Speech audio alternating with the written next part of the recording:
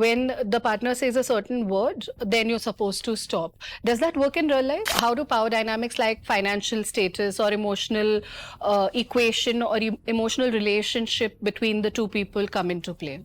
Yes, so see, verbally I might say yes, but then sometimes I might not be completely comfortable. He asked her, "Can I kiss you?" And as kids, we found it very awkward. We were like, "Oh, who asks if you can kiss?" Obviously, he should be able to read you and all of that. Women are taught that men do not need to be asked for consent. Men Correct. are always ready for it. Yes. That's Oh such, my God. that's Yes. such a big cultural myth, and it's so inappropriate. Right? Welcome to the Pleasure Principle. We are talking the consent code. We are talking about how this is a safe space where you need to understand that a consent might mean a little more than just a yes. And joining me, as usual, is Dr. Mansi, our expert. She's been a psychiatrist for over 10 years, and she's going to tell us today why, Dr. Mansi, does consent mean more than just a yes? So thank you, Jyotika, for having me, and a wonderful topic to choose because we don't talk about it very often.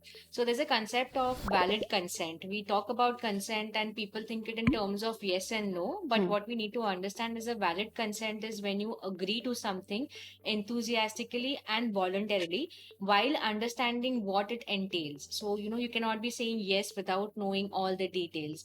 Many a times people will say a yes, but there might be, some form of apprehension, or they might be worried about certain consequences, or there might be some power dynamics at play. So that might not be a complete yes or not a valid consent. So that's something we need to understand about consent, that it has to be voluntary, it has to be enthusiastic, and it has to be after understanding everything that is involved in it.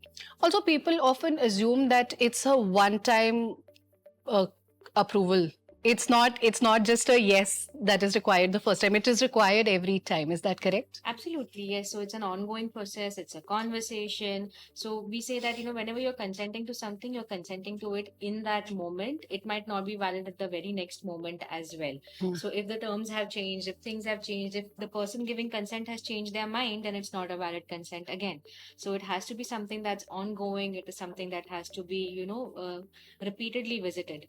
This reminds me of the movie Pink, actually, because that is exactly what Exactly. happens. The girl initially decides to go ahead with a sexual relationship with the guy, and then she changes her mind. And then, how beautifully the entire movie shows us how changing the mind in the middle of the act is also completely acceptable. Absolutely, absolutely. And I think that's the whole theme, that, it has to be something that you have to be aware of and ask for when you are engaged with your partner. Let's talk about the power dynamics that you mentioned. How do power dynamics like financial status or emotional equation or emotional relationship between the two people come into play?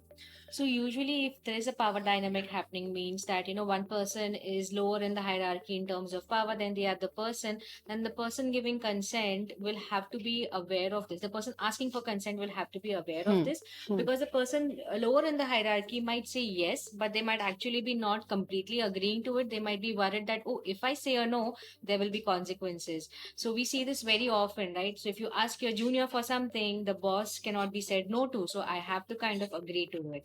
So I think the onus here is on the person asking for consent to be aware of this power dynamics and actually kind of ensure that when you're getting the consent, it is something that is enthusiastically and voluntarily given without the fear of coercion or without the fear of, some kind of consequences. Also, is there a situation or a possibility that the partner is saying yes, or the person you're getting involved with is saying yes, but it's not really a yes? And what are the red flags to watch out for in such a situation? Yes, so see, verbally I might say yes, but then sometimes I might not be completely comfortable. So, like we said, that consent can sometimes be a spectrum. When you're asking for consent, maybe I ask for consent for kissing, but now I'm moving beyond that and I'm not comfortable. My partner is not comfortable with it. And how does my partner express it? Right? So, the red flags that you would want to look for is that, you kind of feel that the person is hesitating when saying a yes or giving consent. Body language, they would be uncomfortable, their facial expression would not match what they are saying. And sometimes you will see frank responses like,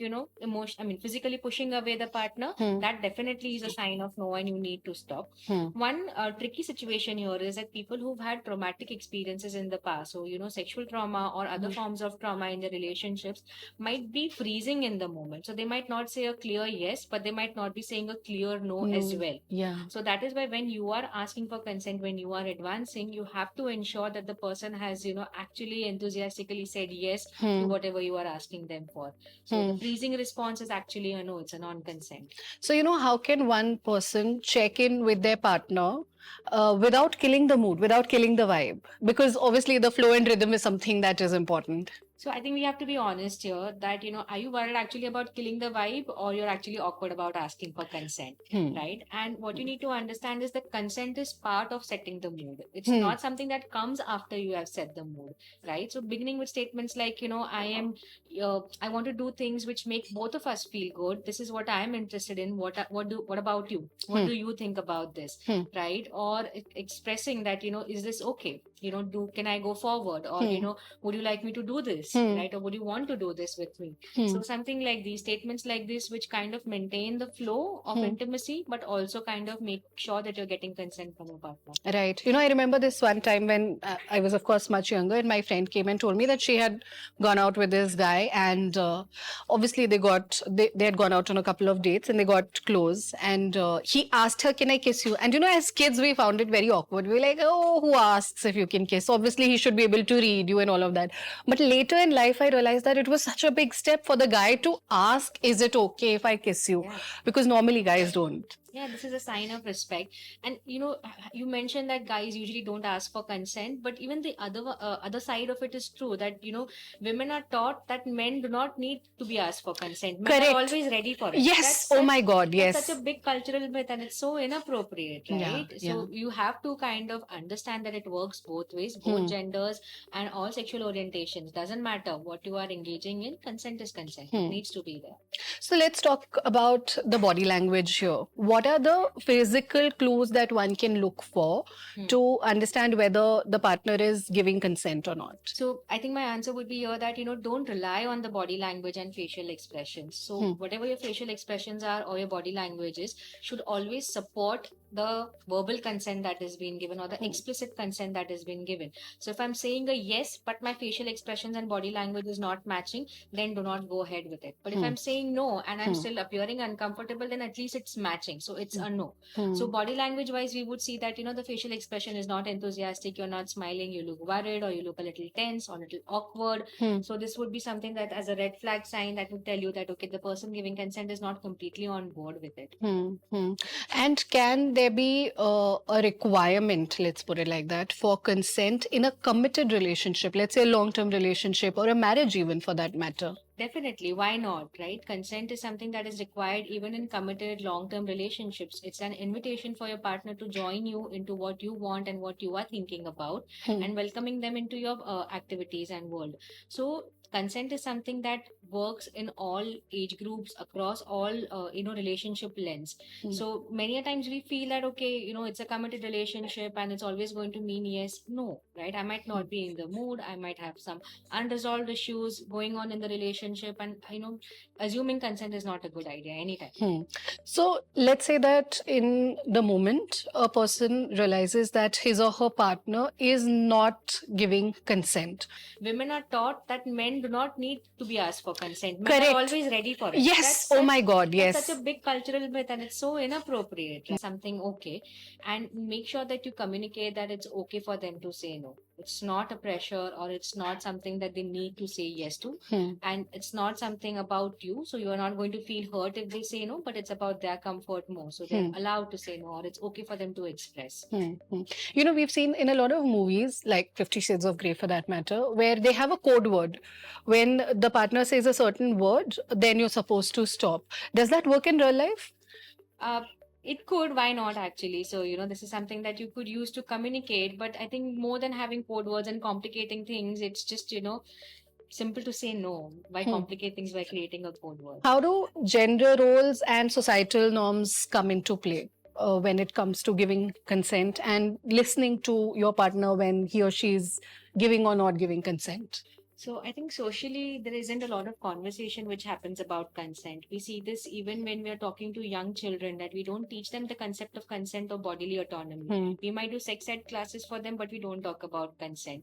So that is something that we need to kind of understand, that children need to be taught about these things right from the young age, and for their own safety, not just for the relationship or for the partner's security. Another thing that we need to understand is that, many a times in our society, it's assumed that you do not need to ask consent from a particular gender, especially men, which is not completely accurate. And also, in long committed relationships, men usually tend to assume consent on their partner's part, So in heterosexual relationships, the non-dominant partner or the passive partner is assumed to have given consent at all times. Also, So- saying no is considered being rude. Yes. So again, it's drawing boundaries is considered rude, right? So saying no is like even a step further. Yeah. So, expressing that is something that we ingrain because that's, what we were taught while growing up, that you cannot say no. It means disrespect to the other person. So these are things that we need to unlearn as a culture, as a society, that it's okay to say no, especially when you're uncomfortable, and don't wait for it to get too uncomfortable before you say no. You're Right. not disrespecting the other person when you say no. Right. And then, this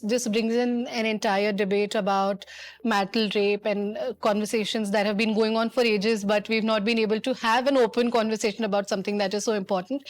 But it's always good to remember that it's better to say no than to be uncomfortable, and move on in a manner which is comfortable for both the partners, keeping it respectful. Dr. Mansi, thank you so much for your time. Most welcome. It's always important to remember that the start of a great relationship and maintaining a great relationship involves drawing a lot of boundaries, which not only keep the dignity of the person, but also the relationship. Absolutely. Yes. Thank you so much for watching the episode. If you have any questions, do let us know in the comment section, or you can WhatsApp us on 9833 943 943. 94.3 Radio 1.